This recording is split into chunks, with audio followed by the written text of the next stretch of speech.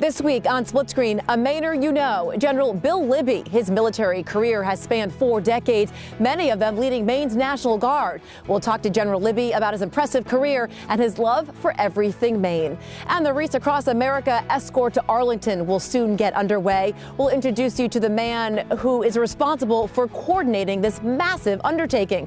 John O'Leary, a Mainer you should know.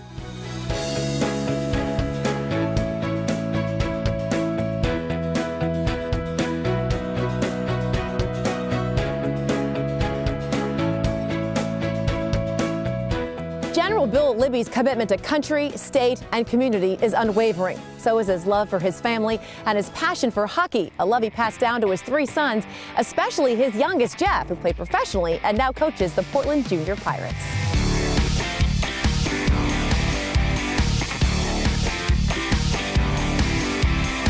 Do you skate regularly still? No. No. It's been a couple of years since I actually. It has? Yeah. Okay. Good. So you won't show me up out there? No way. Now Jeff will show us up.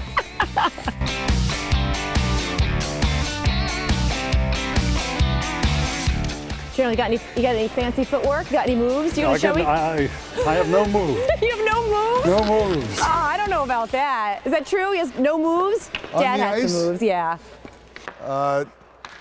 Yeah, wait till you're my age. Yeah. I've never really had any moves either. Keep it simple. Sometimes I think that's the best, right? Yeah. Keep it simple. Sure is.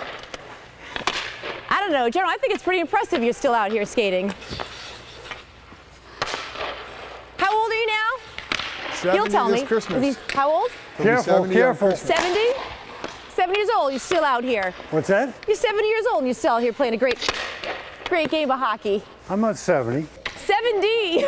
Not yet. Not yet, almost. Yeah, couple days. Couple day Christmas, baby.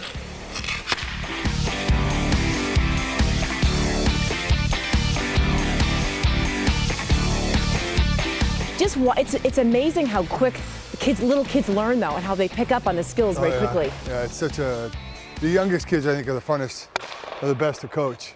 Are they? Because they're just sponges. They go out there and just, they're all over the place, so they're kind of very entertaining at the same time. But to see them actually pick it up is just, very rewarding. Oh, I bet, especially when it's your own, when Yeah. it's your own kids.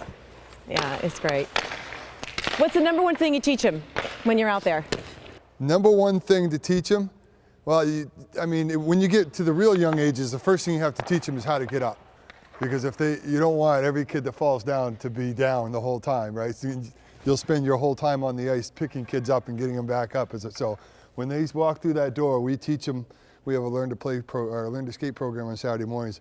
As soon as they come through that door, there's a station right here. It's how to get up. Oh, that's great. Most important. Yeah, can you put Shannon through that station first? Nice, General. Oh yeah, really? Don't fall. That's my advice.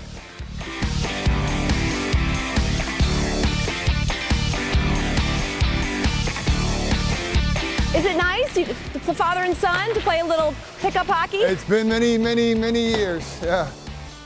I think it's great. Did you guys play a lot together on the In the rink in the yard? backyard, yeah. Did you? What was that I was like? actually, for a year, I was an assistant coach at Waterville High School. And I used to bring the guys up one at a time to practices. And, I remember that. but we had the rink in the backyard, and the bad part was they wouldn't shovel. Really? I remember that. And You're if you, denying and if your- you spoke to Cindy, she'd tell you every time I left in January, the January thaw would occur, and the rink would end up in the basement. Oh, The rink was not, no. the backyard was sloped inappropriately. So It was all worth it though, right? it was a good time. Yeah. I realize now that I'm older why you built the rink is because there's 3 boys and they wanted us out of the house. I can appreciate that. There's a second thing though. You were out of the house, but you were in the yard. That's true. And we had New Year's parties and skating parties. They invite friends over, and we went to the rubber puck after 9 o'clock at night, so not to disturb the Right. neighbors. But I think the lights and music did it anyway. Probably. There's nothing like that sound though, right? Of the puck, of hitting the puck. Oh, what there's really nothing like is the smell of the equipment. Oh, please. I can't get used to that. It lasts for days. It follows you everywhere. It does, it does. Coming up, General Bill Libby talks about some of the highs and lows of being Maine's top soldier.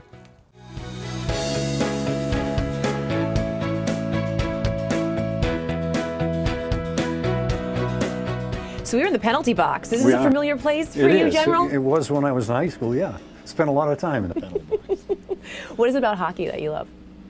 The speed of the game, the flow of the game. I grew up in Lewiston, French Catholic community, and in Lewiston we used to say if you can't skate, you're nobody. So, you know, it was just the environment that I grew up in. I played in the neighborhoods. Police Athletic League had a number of rinks around the city, and in the wintertime your life revolved around that. My father owned the radio station, was a sports announcer, did the Bruins for a couple of years on the radio, and he used to broadcast the Bates Fabric games in Lewiston, an old semi-pro team. So I spent a lot of time in rinks, and I just love the speed of the game and the flow of the game. No whistles, no talking in a little circle about what you're going to do next. You just have to go out and do it on the fly. You just do it. Yeah. That's great. That's great. You're a true Mainer through and through. What do you love about this state? The people. I just love the people. I love the work ethic. I love the independence. I love the seasons. And I just love the geography of the state. I mean, you got the mountains, you've got the lakes, beautiful coast. There isn't a better place to be. And I think you truly epitomize what a Mainer is. I really do. You've had a tremendous career. Let's talk a little bit about that. Your time in the United States Army, you are a veteran. You volunteered for Vietnam. You know, there are a lot of people, it's commendable when you're ordered to go serve your country. You volunteered to put yourself in harm's way. Why? Well, I was on active duty at the time. I wanted to make a career out of the military, and frankly, it was one of the blocks that you had to check on the form, you know, being in a combat environment. So I was down at Fort Hood, Texas, watching guys come back, listening to their stories, and I decided it was something I needed to do. It was a selfish motivation also, because in volunteering, I could pick the unit that I went to, and I wanted to go to the 1st Cavalry Division, which was the 1st Air Mobile Division, helicopter-based. It was cutting-edge technology in those days, and so I decided it was the right thing to do. Cindy might argue with my decision, but it was something I did and something I don't regret looking back on. And talk about that. Cindy, obviously your beautiful wife, you met her at UMaine. We did, yeah. And she supported you, obviously, in that decision. You know, she had my back for 44 years when I was in the military, and you know, we like to say in the military that the strength of the military is its soldiers, but the strength of the soldiers are their families, and it's true in the Libby family and true in every military family. Now, when you came back to Maine, you did a number of things, but it wasn't long before you joined the Maine Army National Guard. Did you miss it? Did you need to get back into the military? True story. I'm an instructor at Freiburg Academy and the dean of students, and I looked at my first paycheck and said to Cindy, I need to find a part-time job and join the Maine National Guard. And you know, the rest, as they say, is history. I missed the camaraderie. Probably would have got back to the Guard anyway, but that's a true story. Wow. Did you think, though? I mean, 33 years, right, in the Maine National Guard. Yeah. It's a long time. That you would, you know, spend that many decades there, and then to become the Adjutant General. Did you think that would happen? Oh, never. I mean, when I graduated from Orono and got commissioned, I had a notion that I would spend my 4 years on active duty, get out, teach school and coach, and I got bit by the brotherhood thing. And I just enjoyed what I was doing. The decision to get off active duty and come back to Maine was based around the fact that we wanted our kids to grow up somewhere. I used to think it was romantic to listen to kids say, I'm an Army brat. I didn't grow up anywhere. And once we lived the life, I knew we wanted our kids to grow up somewhere. So we got out, came back to Maine, but couldn't get the military out of the blood. And I think there's something to that. Like you said, it's the brotherhood, it's that bond, it's serving. And I think that that's in your blood, serving. You've served your country, you served our state, you served your community. You were also director of MEMA, Maine Emergency Management Agency, for 5 years. And at the helm during what, one of the biggest crises Maine has seen as far as the ice storm? Yep, it was a great time. What was that like? I remember to this day, Governor King at the time saying, hey, you know, if we all look to our left and look to our right and take care of those two people, everybody's taken care of. And that's what this state is all about. Or also the Adjutant General, though, during a time that I'm sure, you know, you didn't expect that was going to happen when you had 4,000 men and women that were being deployed to Afghanistan and Iraq during those operations. What was that like to be the Adjutant General at that time? Sweet and sour, good and bad. Let me talk about the good. I mean, tremendous public support in the state of Maine. I'm a Vietnam guy. We didn't have tremendous public support, so that was so gratifying to see the general public get behind these young men and women. Money was falling off trees so we could support them and their families. I've often said to people, I was the adjutant general at the best possible time because of the support and the funding that was available to us. And Jim Campbell, who followed me and is currently there, might be the adjutant general at the worst possible time in terms of those two things. Difficult to send young men and women into harm's way, but something that we've got to keep in mind. They're all volunteers. And many of those people joined because they wanted to have an opportunity to defend their country. But as you said, the outpouring of support people had, and you being at the helm, I think was great for many people. You're a great leader. You always have been, and I think people, they see that, you know. You're all about integrity and character and honor. And when you speak to people, I know you speak to young people, you know, today, what is your message that you want to get out to them? Get involved. I mean, you said it without having me say anything to you about it. When my father died, they wrote in his obituary, he served his nation, his state, and his community. And I say to young men and women all the time when I get the opportunity, I speak to the Boys State group every year about leadership. If when you get ready to pass, people can say that about you, there's nothing else they need to say. It's all about service. It's all about serving your country. And I don't mean in the military, but serving your country in some fashion, serving your state and serving your community, taking care of others. That gets back to the ethos that the governor had during the ice storm. Look left, look right, take care of those people. We're all taken care of. What's the legacy you want to leave? Service to his state, service to his community, service to his country. That's what I want people to know. I used to say when people got ready to introduce me, hey, there are just a couple of things you need to tell them about me. He was born in Lewiston, Maine on Christmas Day, and I won't tell you when, decades ago. We'll leave that out. Went to the University of Maine and got his commission there. That's all people need to know about me. I'm from here. And it speaks volumes. Thank you. It does. To save, you know, some serious questions to the end. Celebrity crush. Who is it? I don't have any crushes on celebrities. No celebrity crush. Okay, Come on, there's got to be somebody. Carrie Underwood. See, that's a good celebrity crush. All right, growing up, car you wish you had, favorite car. What was the car? Corvette. Oh, I knew you were going to say that. Yeah, always wanted a Corvette, never owned a Corvette. My dad, same thing. Wonder if it was a generational thing. I think it was, Yeah.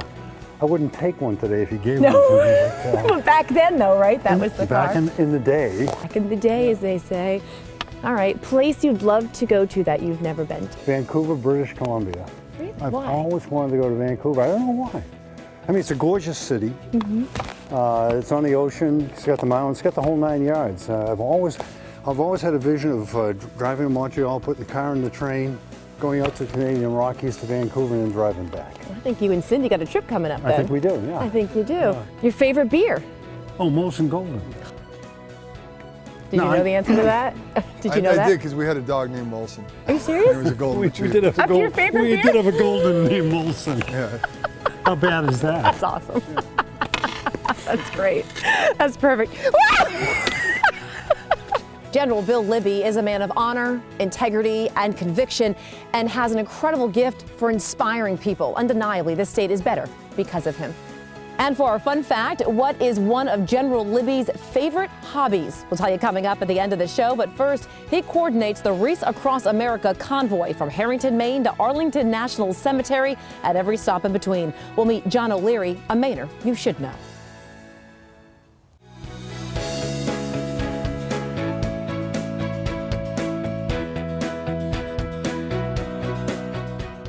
On December 8th, a parade of truckers, supporters, police, and Patriot Guard riders will leave the Worcester Wreath Company in Harrington, Maine, to escort more than 100,000 Maine-made wreaths to Arlington National Cemetery. Coordinating this convoy is a huge commitment and logistically challenging, but for John O'Leary and his wife Bunny, it is a labor of love. You have been involved for several years This now. will be my 8th year. Why do you do it? Well, I do it because I grew up during Vietnam, and I was in the service during the Vietnam era. And what happened to our men and women who came back from Vietnam back then wasn't really good for our country. And I want to make sure that these people that gave their lives for our country are never forgotten, and this is a small way I can be involved in doing that. Of course, what Maura Worcester and Karen and Wreaths, the Worcester Wreath Company are doing is phenomenal. And you've watched it grow from something that was a little bit smaller to really a tradition, a national tradition now. Yeah, I've been pretty lucky actually to be in at the beginning of Wreaths Across America. Before I was part of it, it was Maura Worcester, Karen Worcester, and their children bringing wreaths to Arlington every year with a trucking company from down East Maine. Now what is it like? Now it's a little more hectic than that. Just a little. Yeah, we take a year to plan the trip. It's a 7-day trip with averages about 25 stops at schools, town halls, VFWs, Legion halls, town memorials with trailer trucks. This year, for example, we have 12 trailer trucks going, a bus filled with Blue Star and Gold Star mothers and families and veterans. It's quite a difference from when we first started. A big difference. And you and your wife, Bunny, who of course is in Harrington right now dealing That's with everything there, but the two of you coordinate all of this. That's a huge undertaking, John. Yes, we do that, and it is huge. It's a lot of fun. It has its. I used to have brown hair a long time ago. It's exciting, and I'm honored to say that. And every year I get to lead the whole caravan going to Arlington. Which they call, like, is it a veterans parade or the longest parade? The longest veterans parade in the world. Sometimes we stretch out 3 or 4 miles long, depending on the amount of motorcycles or the groups that join us as we head down. My job every year is to get to Arlington at a certain time, and so far we have. We close down the George Washington Bridge every year and go across it with nobody on it but us. You know, the New Jersey State Police block all the traffic behind us, don't let anybody pass our trucks to honor the wreaths and what their symbol is. It just brings out the best in everybody. Well, people are watching. It's precious cargo.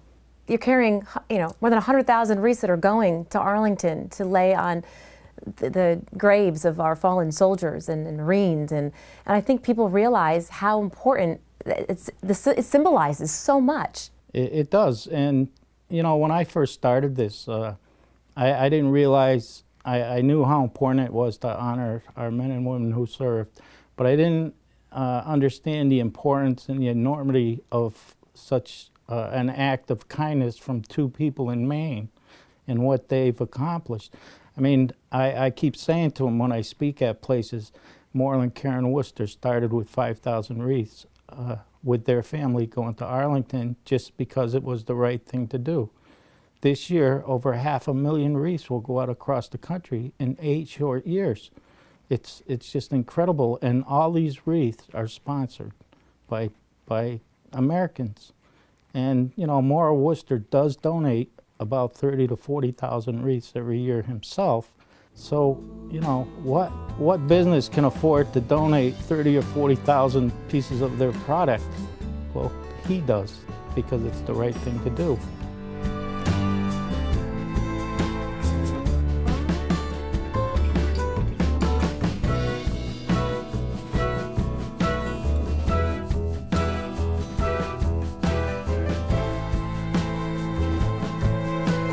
You and Bunny also, this is volunteer. Absolutely. Yeah, we do volunteer. We love it, especially knowing our boys when they leave home. They've both been deployed twice to Iraq and Afghanistan. When they leave home, we don't know how they're going to return.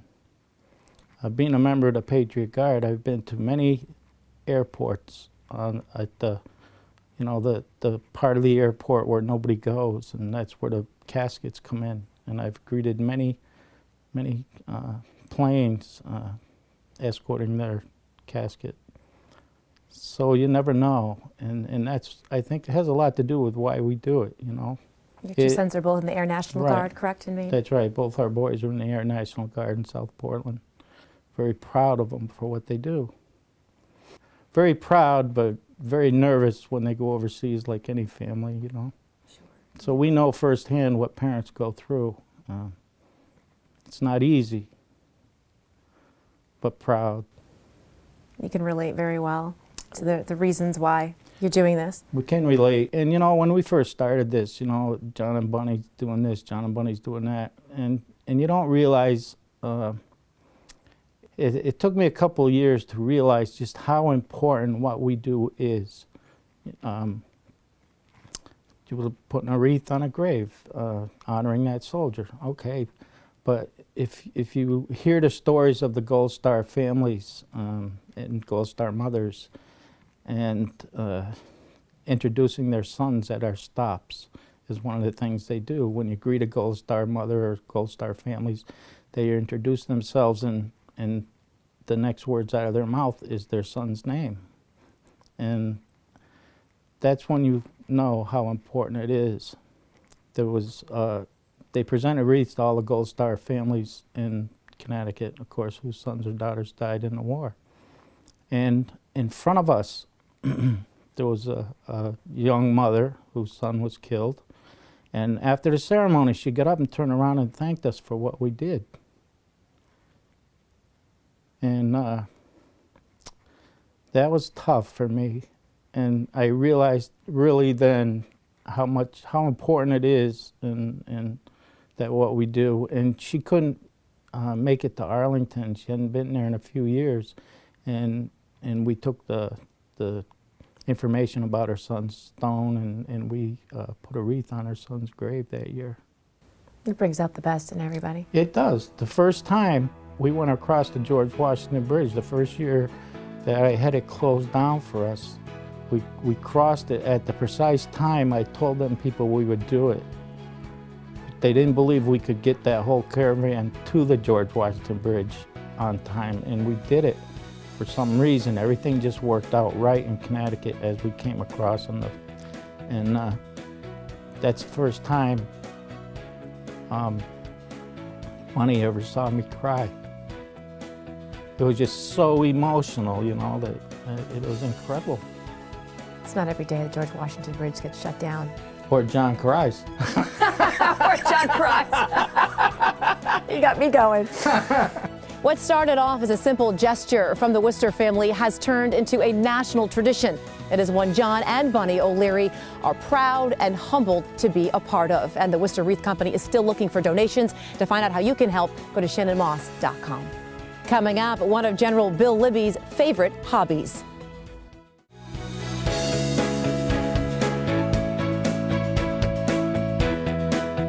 What is one of General Bill Libby's favorite hobbies? Baking. His specialty, oatmeal butterscotch cookies. Thank you for watching Split Screen. For more information on wreaths across America and how you can help, or if you have someone that you'd like to see featured on the show, go to shannonmoss.com. We'll see if she falls into the pond. Did you get that? Excellent. Did you hear that?